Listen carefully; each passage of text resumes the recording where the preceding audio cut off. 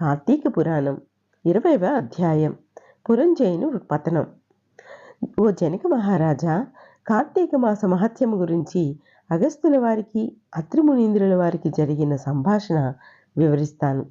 ఒకరోజు అత్రిని అగస్త్యుల వారు కార్తీక మహత్యమును వివరించమని అడుగుచూ, ధర్మవేత్తలలో శ్రేష్ఠుడా, వాసుదేవాంశ సంభూతుడా, ఆపద్ధర్మ శ్రవణమందు కార్తీక మహత్యము తగిన సమయమని చేర్చబడింది.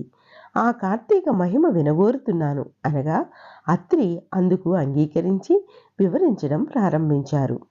ఓ అగస్త్య మునీంద్ర, కార్తీక మాసంతో సమానమైన నెల మరొకటి లేదు.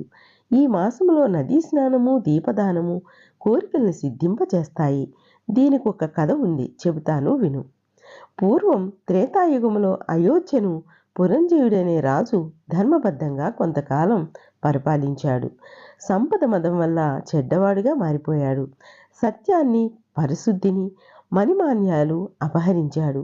లోభత్వం, కఠినం, బ్రాహ్మణ ద్వేషం కలవాడే బంగారం దొంగిలించిన వాళ్లతో స్నేహం చేయటం మొదలుపెట్టాడు. ఇంతలో కాంబోజుడు, గురువు మొదలైన భూపతులంతా కలిసి దండెత్తి వచ్చారు.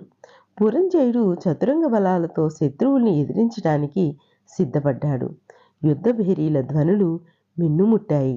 ఇది శ్రీ స్కాంద పురాణ అంతర్గత 20వ అధ్యాయం సంపూర్ణం. శ్రీమాత్రే నమః.